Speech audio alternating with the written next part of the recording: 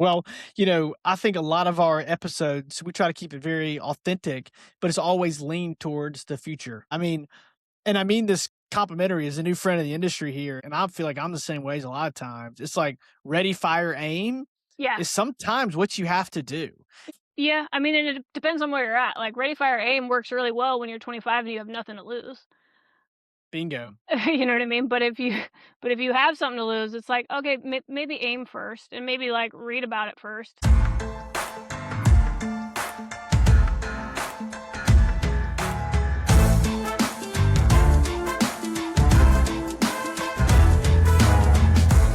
Welcome to Unfiltered, the official podcast of propertymanagement.com. I am joined today by Brittany French out of Bellevue, Washington, founder owner of Sagareus Property Management.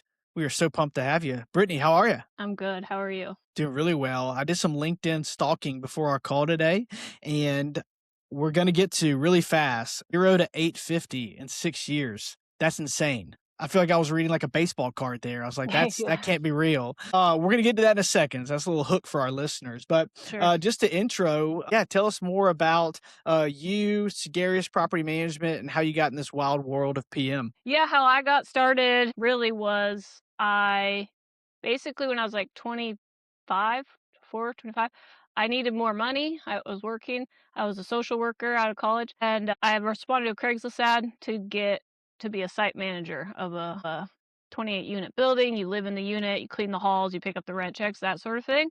Got that job. The owner hired directly, and that's how I even learned what property management was. Like, it just said free rent, and I was like, that sounds good. Let me do that. So, and that so I did that for many years, right? And then, like, long story short, the owner of that property, who's pretty involved, obviously, he was hiring his own site manager and this sort of thing.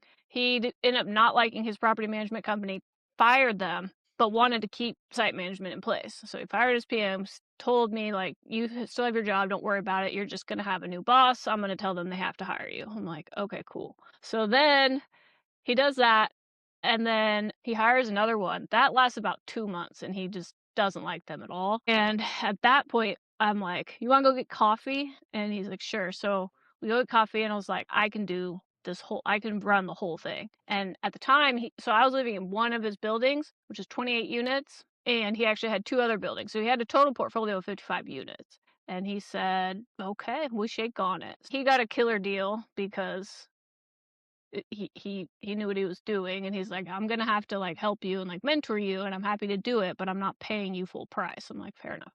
So that's what we did, and that's really how it started, right? So then from there, I put everything in place. I did all the things I had been reading on BiggerPockets and things like that. Broke a few laws in the process of that, and then fortunately was able to get a lawyer, Sean Flynn, shout out to Sean Flynn, who, you know that guy? No, He I just thought I love the shout out. well, he's currently, like, the executive director of the Rental Housing Association of Washington. He's, like, the landlord tenant guy, like, lawyer. He's great. So, anyway, but at the time, like, I didn't have any money, right? Like, I was, like, put all this on a credit card, and then someone I was connected with was someone connected me with somebody who knew how to run a property management company. She was up in Arlington. I get on the call with her. I'm like, "Yeah, this is what I did. I set up the bank account. I set up this LLC, da da da da da." So I effectively set it up a real estate firm, but I didn't even have a real estate license, let alone a broker, like a managing broker's license or designated broker. And she gets on the call. She's like, "Oh, sweetheart," and she's like, "Okay, don't worry about it. Just one, you need to get a lawyer." And I couldn't afford a lawyer, you know. So anyway, I emailed them and like told them what the situation was. And the Sean apparently, like, his assistant got back to me and was like, "He said he'll give you an hour pro bono." And I was like, and I came in with my questions prepped. I was like, I mean, I went there. This was before Zoom calls. But yeah, so I went there. I was ready to go. I was like, I'm going to get the most out of this. I sent them a thank you card. You know what I mean? So we restructured everything because I was like handling client funds, like, just a mess. But yeah, that's how it goes. And then it kind of grew from there. Yeah, Walk that's down kind of memory the lane intro. there. Huh? Yeah, because no one gets a degree in property management, right? So, niche question here with the social work degree, how has that benefited you in property management? Because we talk so much about owner relations, but tenant relations, Yeah. like there's a lot of relations in there. Tell us a little more about that. Yeah, I thought that like, when I was a social worker and I was like, basically, I got a job. I was, like, peaked in my career at 25, like, there was really nothing left to do except go back to school and get a master's degree, and then, like, the numbers on that don't really make sense. I'm like, "Cool, let me go spend $80,000 to make, 8,000 more a year." It Mhm. just didn't pencil. So, I was trying to figure out something else to do, and yeah, there are like, I figured there's, like, a lot of transferable skills, like, namely, yes, relational, like, trying to like, empathy and, like, understanding how, like, these decisions and these ways that we're speaking, the ways that we're writing, the ways that our workflows go are going to have an impact on the experience the other person is receiving. So yeah, I think it's very important for the tenants. I think it's very important for the vendors. I think it's very important for any working with any kind of human being. So yes, owners, clients, tenants, residents, potential residents, so like applicants, vendors, and then of course the team as well, right? So like you can just make huge sweeping changes in the company and not expect that that's going to have some sort of impact on your whole team. Like, okay, we need to roll these things out over time and that sort of thing. So yeah, I think that, and yeah, just the experience of it and like knowing what people at the very like lowest tiers, of the socioeconomic ladder, if you will, working with the people that are on like rungs like 1, 2, and 3, and what it's like to like what they're really going through, and like when people have a place and then they can't pay their rent for whatever reason and fall out and that now are in shelters or whatever, and then what it takes to get from there back up in way harder than we make it out to be.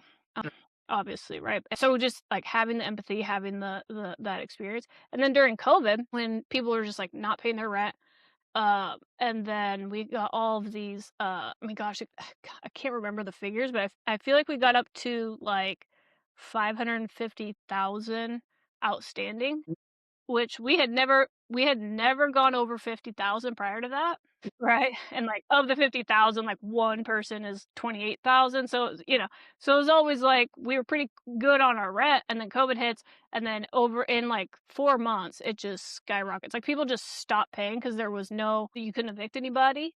So it was crazy. But then what happened was, it was kind of lagging, but then the United Way came and they had whatever funding came down from the sky, made its way down through the feds, the state, United Way disseminates it out. And I think just knowing how funds like that are disseminated helps. Like, I don't think most people just know that. Like, they're like, "Oh, the federal government has Congress just approved whatever for housing assistance." Cool. How does that go from Congress or the US Treasury to, a landlord's bank account in the form of rent or back pay rent? How does that happen?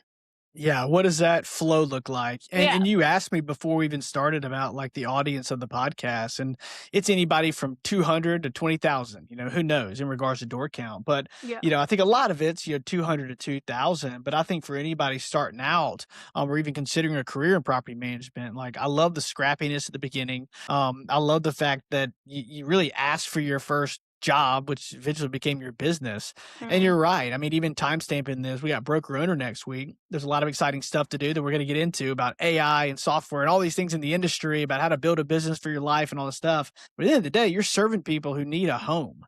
And Yes. there's a lot of not fun stuff that's involved in that. And I think it's a good reminder, even for the folks listening to this podcast. At the end of the day, like you're on the Maslow's, is it Maslow or Mavlov? Sorry, I don't even know. Maslow, yeah. Hierarchy of needs. Like what property management is providing is foundational to that. So I love that. And tell us more about those early days. I know we want to get fast to the Yeah. momentum and kind of what you're building, but you got to give me at least a couple stories because where we're at now is, you went from like living in a duplex to now, Yeah, founder no. owner of an 850 door count. So tell me more. Yeah, it was a 28 unit building that I lived in there, one of the 2 bedrooms, so that's why it needed, but then, I was an independent contractor for the owner. That's what the lawyer was like, "Okay, you can't be a property manager because you don't, like, no, we don't have the the credentials, you can't set up a firm." So he's like, "You need to be the owner can hire independent they can hire whoever they want."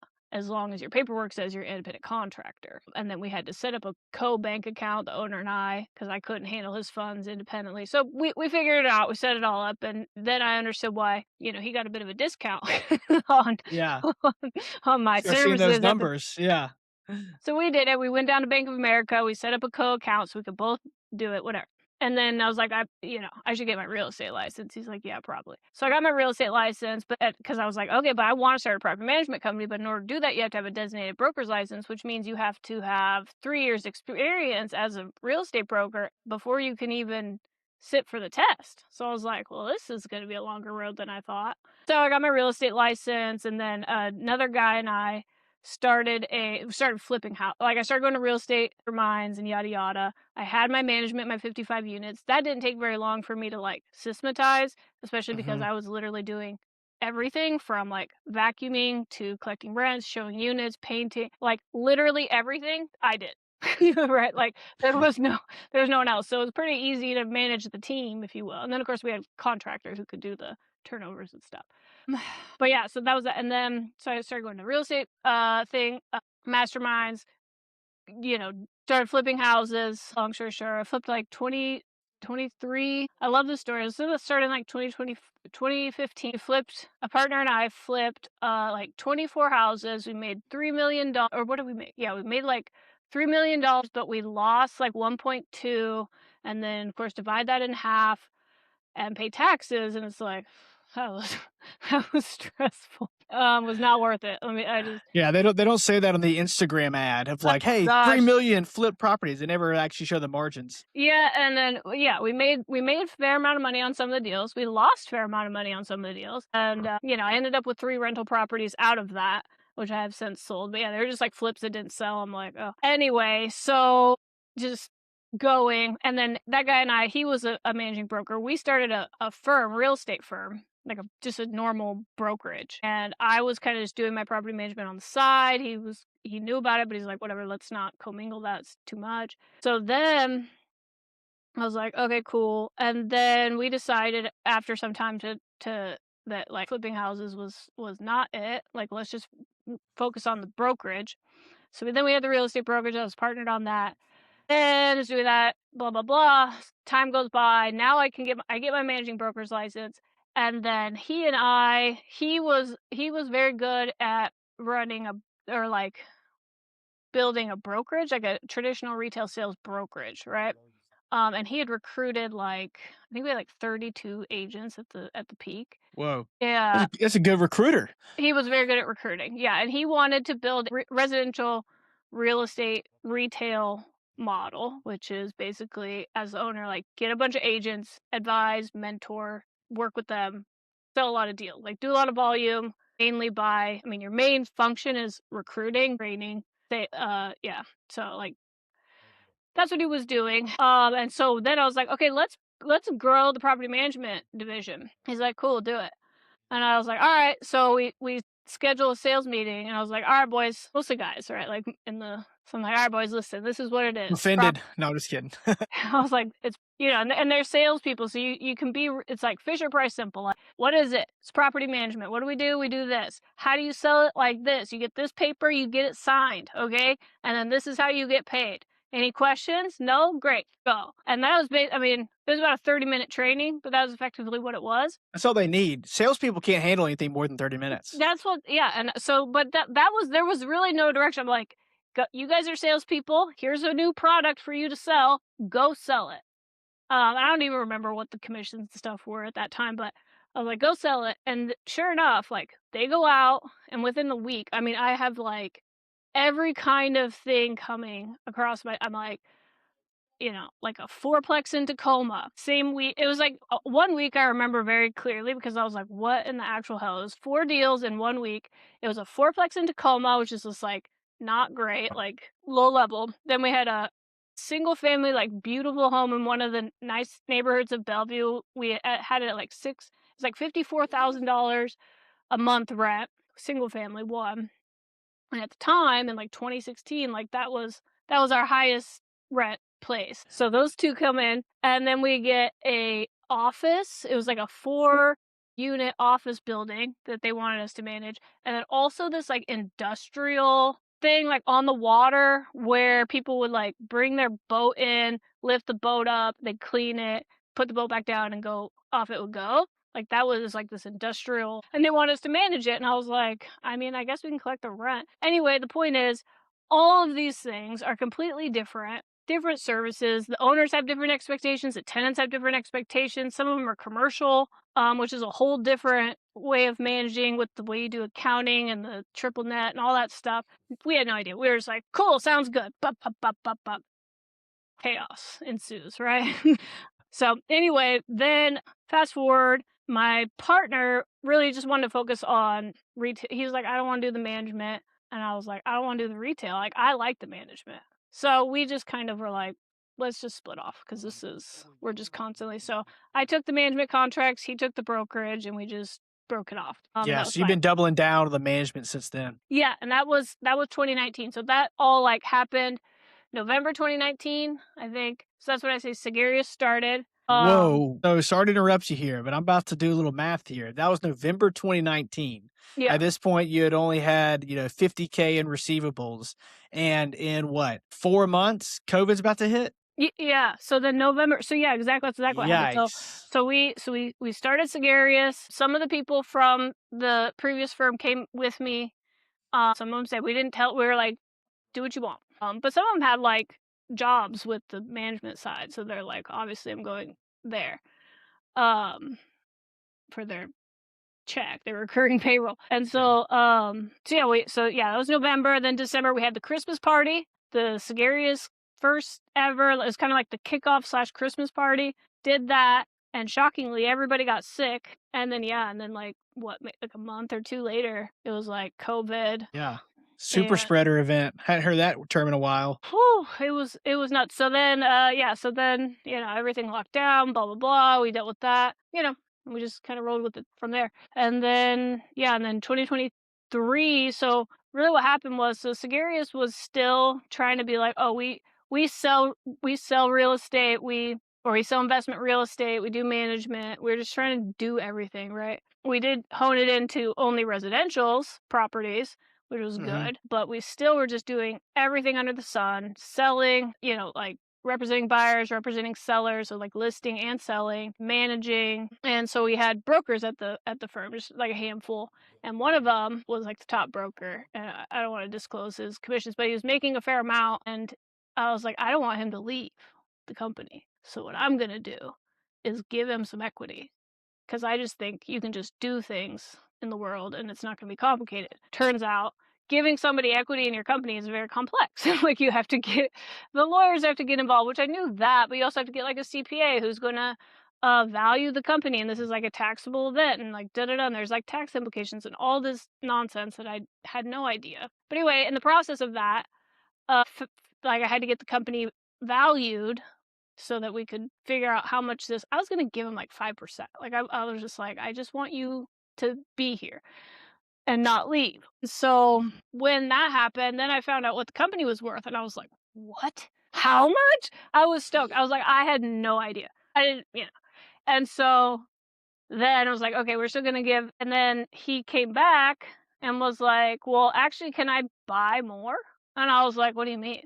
He's like, well, you're gonna give me 5. Can I buy some? And I was like, yeah, why not? Like, he's like, I want to do more property management. He's like, I don't, because I'm not getting, I make money doing sales, but if I was part owner, I'm like, okay. So I'm like, he's like, all right, this is what I want to do for like due diligence. He's like, let me just work in the business and like do whatever I want for a little while, and then I'll tell you if I want to buy or not. I'm like, sounds good. So I just hand him I'm like, the operations. I'm like, okay, you run ops and I will do sales, which is what I like doing anyway. Yeah. So I hand him the whole thing. I'm just like, this is what it is. You know everybody. It's not like he was a stranger. He had been around. And so he was already doing like some client relations and stuff. And so staff knew him. It was fine. And I was just like, go. So that, I believe, was in, let me look at my chart here. I believe that was in like 2021. And that's what allowed us to actually grow, because he was running operations. So all I had to do was go find units. and onboard them. And so that worked really well until we got to about like 500, 550 units. The wheels kind of started falling off the bus a little bit. And at some point in there, the equity sale closed. He became part owner. Some money was exchanged, whatever. Now he's part owner. That's Vincent. We call him operations manager to this day, or director of ops or whatever. We were joking about how people are funny about titles. We're not at our firm. Oh, I'm a big, from the recruiting side, I always say titles matter, and if you say titles don't matter, it's because you have a title that warrants that opinion, right? So it's easy to say titles don't matter when you're the big dog making the title It calls. does. You are right. It does very much matters to the staff and the team, and it's a big And morale. external parties. Yeah, external, like if they're talking to the director, they're gonna feel a lot different, from an owner relations. That's Quick correct. thing you Yeah. said about the 500 doors, verbatim this morning, shout out to Matt on the newsletter. It's awesome, by the way. Friday mornings, he said 500 doors like is the threshold when things start falling off. So Yeah. no surprise you had some shaky wheels at 500 doors. Yeah, that's what happened. And so then he was like, we had kind of a meeting. He's like, I think you need to come back into ops a little bit, or back into the opera, because I was literally just marketing sales. Like I didn't know really. I kind of knew how things were working, but I was out and just let him. Which was part of the plan. Was this? I was like, nobody want like he's figuring it out. Like let him figure it out. Like just so yeah, I came back in and it made sense for me to take over leasing because that's very much like a marketing and sales function within Mhm. property management. They mirror each other, same workflows and procedures and stuff. And so that's what I did. And so I still kind of do that. So I built up the leasing team and the leasing department, and yeah, gone from there. Yeah, that's awesome. Well, I think a lot of our episodes, we try to keep it very authentic, but it's always leaned towards the future, AI software. And I do want to touch on that before we wrap up.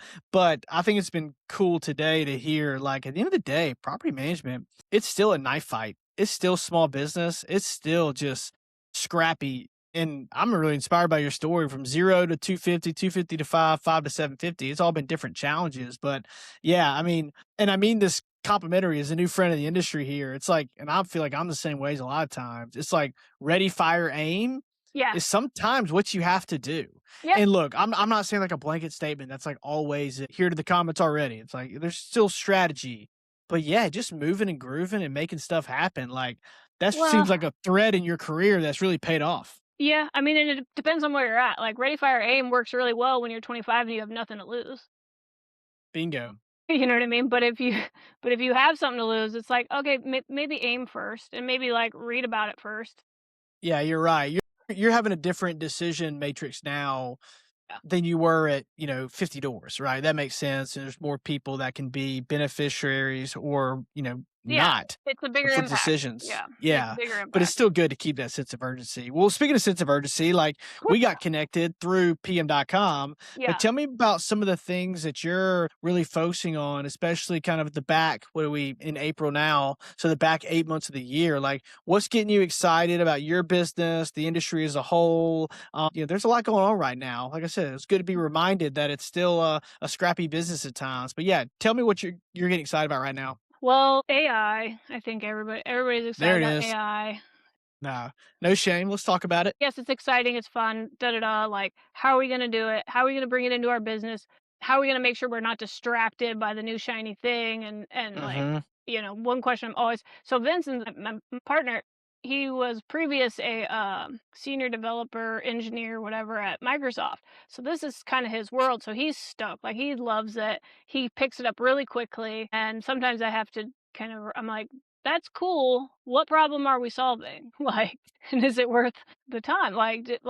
And so it's not like running down every rabbit trail with that. And then we were just talking like this week has been like, okay, how are we going to bring our staff into this? Because the way I was explaining to him, and I'm sorry, this is going to be a bit of a violent analogy, but I'm like, if AI is a weapon, okay, you've got one guy at the company, Vincent, who just drives around in a tank and can just take out everything and everyone. I'm like, the rest of our company is like running around with slingshots. So, do you want, like, if you were, going to battle, would you rather go against a tank and 20 slingshots or 30 slingshots? Or would you want to go against like a tank and like 30, AK 47s? I'm like, we need to bring everybody up to a baseline. What that baseline is, I don't know. Like, that's what Mm, we need to figure out. that's super interesting. Yeah, like, you have to equip them, and what does that Um, look like? Because if you don't rein it in, then what's gonna end up happening, which we've seen and we've stamped out quickly, but, like, they'll just start doing whatever they think is best, and now you've got a bunch of AI slop emails flying around, and you're like, Oof. "No." And, like, security measures, are you uploading our client information or our tenant information into ChatGPT? What does that look like? You know what I mean? So, all of that is kind of what we were, like, figuring out this week. And then on the flip of that is what I'm concerned about is like, AI is going to take everybody's jobs. We're all going to be on government assistance in the next 2 years, yada, yada, yada. I don't think that's going to hit like professional level as quickly and as hard. I mean, the first people who always get impacted the hardest are the lowest income people. And some of our tenants are in that category. So if 20% of our tenants are wiped out financially, that's going to have effects on the business, on our clients, and all of this. The other thing we're seeing is clients are like the markets are whatever they're doing. I don't really pay attention to the markets, but it does do something where clients are getting people are selling and not selling their property, right? So they'll just immediately be like, we need to sell. So then they're going to cancel management and list their property. Well, starting last year, we made this change where it used to be in Seattle, if someone was going to sell their property, we just offboard them. It would sell in 45 seconds. Now, as of last summer, that didn't happen. They would sit on the market, and then 4 months later, they'd come back and be like, okay, it didn't sell. Can you lease it now? And we're like, so then we have to re-onboard it. So now what we do when someone tells us they're going to sell it is we just kind of put it on a back burner and wait till it actually sells before we offload the whole thing. So we're having more clients telling us that they're selling. I'm also getting more leads of people saying our property didn't sell. Like they just came out of nowhere or they referred to us. We've been trying to sell it. It didn't sell. So we're going to keep it and rent it out. We're like, cool. But when people want to sell, but they can't sell, so they rent it out instead, that is a much different client than someone's like, I Different love, experience. Yeah. and they're typically a little more like they don't want to be here. You know what I mean? This is not the Yeah. party they wanted to be at, and they can't leave. They're stuck, and so they had money's a different issue with them, and like they're way more. They just have Different tone. a different Yeah. yeah, So different tone. That's a good way to put it. I want to circle back to the AI because I think a lot of times with something like AI and anything new, right? I had someone tell me once, like with decision making, there's a lot of ways to enter a house. And what I mean by that, I'm not using the Yeah. house analogy because we're talking property management. I think with AI, you look on LinkedIn, there's a lot of people are just thinking, hey, front door, how can I use AI to create agents, like help my business, Mhm. streamline, whatever. And that's all good stuff. Like, that's all good. Sure. But, Peter Lohman, a friend of the pod, I've done a lot of recruiting work for him, great guy, leader in this space. He had a really good article this morning. I'm referencing all these like PM newsletters, but about, something that he threw out there of like, what if people start building their own tools to manage their property? Right. And then what you're saying about what if part of our portions of our tenant population doesn't have jobs anymore because of AI. So it's like these like kind of like back windows and side doors that AI is going to have effect on the business. To only think about it is of AI is like, hey, this will only benefit me and I have to figure out a way to maximize my business. Once again, that's true, but we got to zoom out, kind of get the drone view of the house and being like, hey, you also kind of got to be on the defensive of how AI might, for lack of a better term, work against you in the industry and kind of be, don't lose sleep over it, but like be concerned with that too. That's super interesting. Yeah, it's like it's a disruptor. It's gonna disrupt the market, like the stock market, which affects mortgages and da da da da da, and like real estate. How someone smarter than me can explain how that all works, but I Yeah, just I'm not know that smarter than you. yeah, when the stock market is doing weird things, then people's real estate is doing weird things. That's what I know. And then they start selling or not selling and being a little bit volatile. And when people can't pay their rent, which we experienced in COVID, then the owners are stressed out. We're not collect we collect a percentage of income. So if there's zero income, then there's zero profit. Right. So it's like, and that's what happened during COVID. And then when I gotta skip this part, but when the federal funds come trickling down, then you have to have your staff and team ready to assist your tenants get the assistance because the way that the money comes through those nonprofits, kind of coming full circle on this, is, all the different nonprofit organizations, urban rehousing, homelessness prevention, eviction prevention, like blah, blah, blah, blah, all these different programs that these different nonprofits, they all have different requirements, different paperwork, different this and that they have to fill out. They have these, Word doc forms because they're in like 1992 and can't seem to figure out DocuSign to save their lives. So you just have to, they have to like print, like fill this form. And now you have a person with maybe an eighth grade education, English is their second language, if they don't just have their like 9-year-old daughter translating the whole thing in the first place, trying to figure out these documents that I, with a college degree and some acumen, have a hard time understanding what this form is even asking for, you know? Mhm. And so you have to be able to help people get that assistance. If you want to, people are like, you don't have to. I'm like, no, you don't have to. You could just let them become homeless and not collect any rent, and your clients don't have to get any money, and you don't have to get paid. Or you can spend 25 minutes and help them fill out paperwork so you can get the funding. So yeah, like being ready for that, I would be ready for that. I want to be ready for that. They're saying there's going to be increase in government assistance, so maybe Section 8 ramps up. I don't know, but like having more capacity on that, like more Yeah. staff trained on the nuances Yeah, especially in a state like Seattle, that's, in Washington. Yeah, different. Yeah, well, sorry, Washington. Yeah. Yeah, no, it's different. There's always a challenge, and going back to the scrappiness, it's like, doesn't matter. If you're at 1,800 doors, there's gonna be some days where you just gotta knife fight it or slingshot it, in some ways. yeah, like just figure it out. Well, let's that's a good segue. I feel like we could talk for like another hour and a half on this. We got to get you as a repeat guest, but this is one of our favorite questions to ask. We asked it on a whim to a friend, 6 months ago, and just added to the repertoire. And then after this, we'll go to the lightning round. Yeah.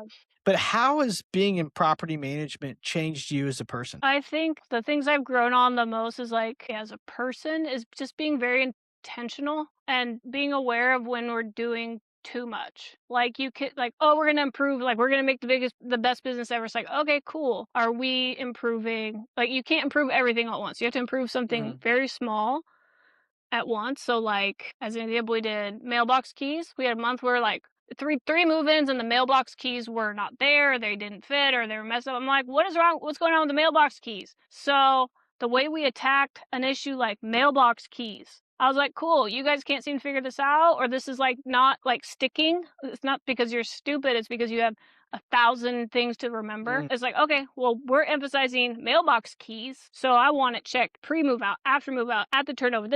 I had like 6 tasks in the system about mailbox keys. Everyone's like, this is a little overkill. I'm like, I understand that, but like, I don't ever want to hear about mailbox key again. And we did that for about 3 months. Now there's just the one task to check it, and nobody forgets it anymore. So that has like applied to my actual life, like because if you do too many things and nothing gets done, you're going in too many directions. It's Mhm. like, okay, I want it like at the house, like I want to remodel the whole house, like okay, but it's like, okay, well, how about we just replace the vanity, so just like making things more manageable and recognizing when we're doing too much and like you're getting stressed out and you can't do everything and you certainly can't do everything all at one time applies to business as much as it applies to life. Love that. That's good for me to hear. Love that. So true. Just replace the vanity. Don't worry about tearing down the house. Just do one thing. Um, One thing at a time. so There is three some quick ones here. What's yeah, that? yeah, but I was just gonna say that there's that quote, like, you can do everything, you just can't do everything at once. Amen to that. All Yeah. right. Well, this has been so much fun. Thanks again for taking the time. We got a few Yeah. rapid fire here. What is the favorite tool or app for your business right now? And it does not have to be a specific PM tool, but more than happy if it is. Yeah, I was thinking about this one because I wanted to give you something, like, a little different. So one that I like is called Miro, Miro. Have you heard of this? No. It's a very weird tool. It's just like a whiteboard, digital whiteboard, Yeah. and it's for like brainstorming. So it just helps me think about, I'm like, okay, this is our current workflow. This is the ideal workflow. And then I kind of put those and you can like move everything around and you can go zoom out so you can see everything. You can zoom in. Cool. And yeah, and so then I'll be like, okay, this is current reality. This is what ideal reality. And then you kind of spread them out, and I'm like, what goes in between? Like, how do we go from here to here? So it's just like a I'm helpful, gonna like, I, I'm gonna check that out for the recruiting biz. That sounds awesome. yeah, I think it's a helpful thinking tool. Cool. Well, what about a book or podcast every PM leader should check out now? The book is called "It's Not Luck" by some guy. Gold Rat. What a name. Yeah, I couldn't even begin to try and pronounce the first name, so I just wrote E. But Gold Rat, like gold and then rat with 2 T's. And honestly, that book was Jeff Bezos' book recommendation for COOs, and, I was like, "Probably should read that." Read it, love it. I read it, like, once a year. I think it's a great book. It's just about, like, identifying the constraint, thinking systematically, solving the root cause. But it's written like a easy story to follow, you know what I mean? It's Yeah. not like a normal Kind of nonfiction like book. a Who Moved My Cheese type thing. Yeah. Yeah, I'm exactly. tracking with you. Yeah, Yeah. it's just easy to read. I don't get as much time to read anymore, so I'm kind of a sucker for those. All right, one word to describe the future of PM. I always say but it's the same words as everybody else, you know, it's like systematized, um, data backed, data's king. I don't know. Hey, well, I'll let you slide with 4 words there. But well, hey, Brittany, really well, first off, just love the story. I loved going from like social work to credit card debt to now 850 doors. Like it's super impressive. And just to bring it all full circle, like the it's not luck. That seems like a theme of your professional career. It's like you busted your tail, you made some strategic decisions, you've had the ball bounce your way sometimes, and plenty of times the ball's gone flat. So definitely inspires. One of my favorite parts of hosting this podcast. Good to hear some really cool stories from some really impressive people. So thanks so much for the time. I look forward to yeah, just seeing you grow, and we really appreciate it. Thank you. All right, thanks, Brittany. Yep, bye-bye.